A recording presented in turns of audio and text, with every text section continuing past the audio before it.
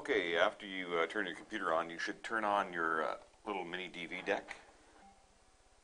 And up on the screen will pop up this little dialog box. Just go over there and click Take No Action. And then you're ready to click on AVID Express to start up your editing program. When AVID opens, you'll get this little dialog box. So since we're creating a new project, we'll just click here and we'll type in we'll type in the name of our project, which is Jazz, and January 09, and it's Pat.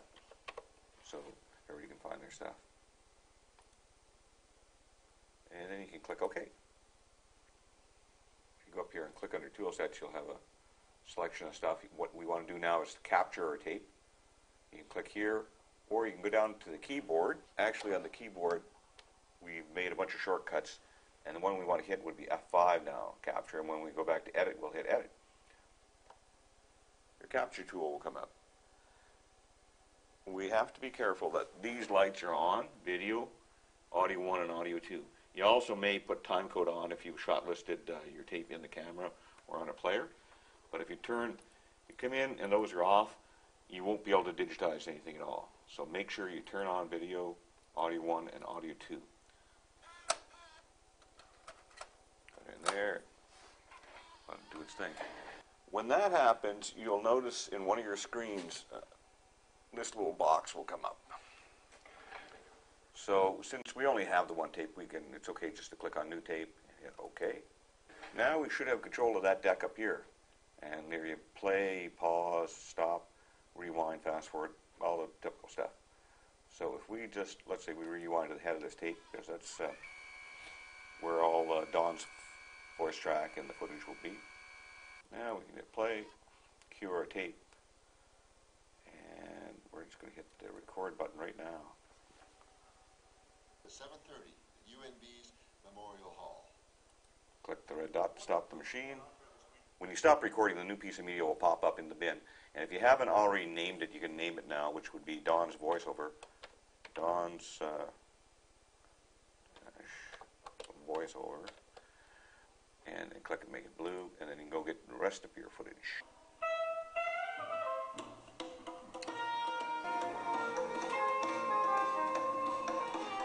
So to stop recording, we just hit the button and into the bin pops another piece of material. So we can just name that Part 2 Viz.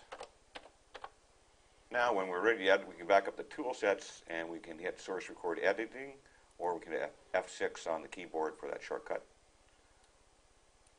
And we can start cutting. Now I forgot to create a sequence a little while ago when we first started, so right now I can just right click in the bin and click on New Sequence, and we'll call this Jazz Story of the Day.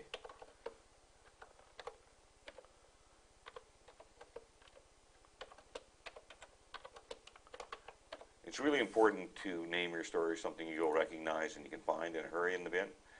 If you have 2 or 3 untitled sequences, you never know exactly what you're working on. Once we create a sequence, you'll notice now we have like a row of colored icons, and this is what we'll be editing onto, and this represents what we're going to create, the story. When we click on some viz in the bin, you'll notice all of a sudden, oops, we have another little row of icons. And this represents what you shot, or your source material.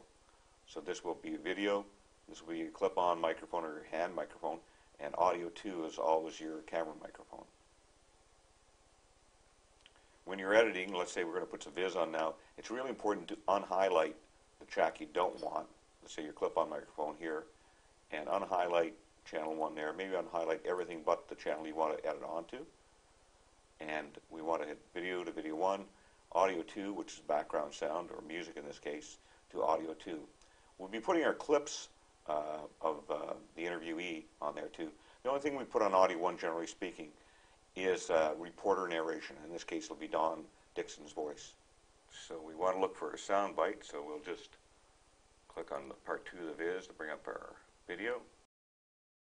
If you hold the Shift key down while you scroll through, get the Shift key down and Now you can get an idea of what's going on. We want to start. See that little mark it's made? That's a mark in. It's called.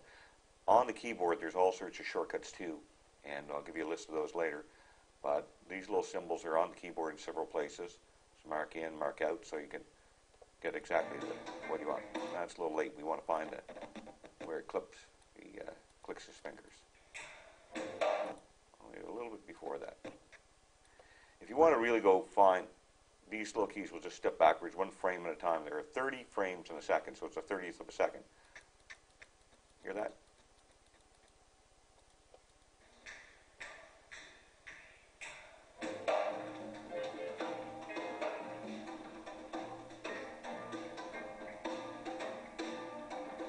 That should be plenty for our very first shot.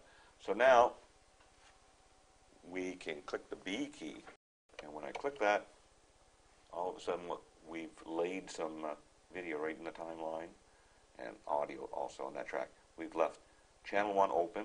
We've left it turned off here. Now let's say we want to dip our audio a little bit right at this particular place. We can go down to the keyboard and put in what's called a keyframe, and that's with the N key.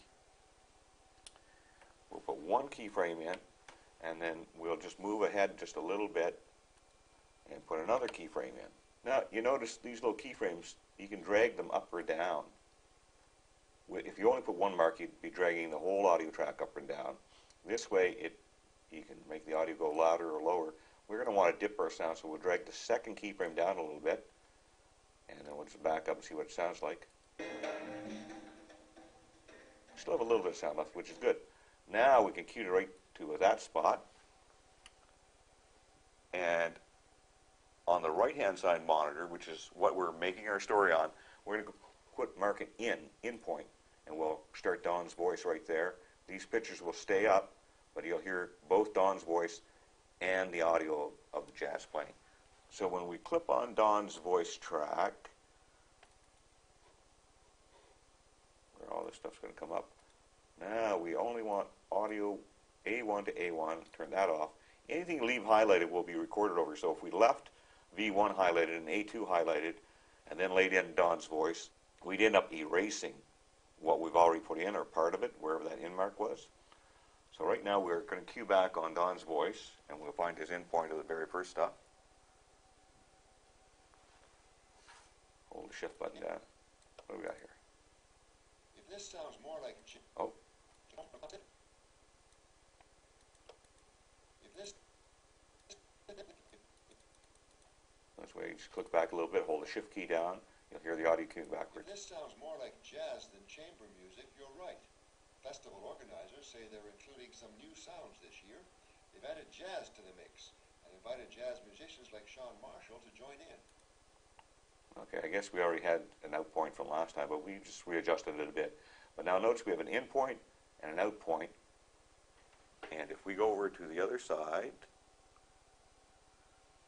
you'll notice we have an in point. So this will be called three-point editing. When we hit the B button, or actually it's up here on, you can hit this button too. This will put it in overwrite.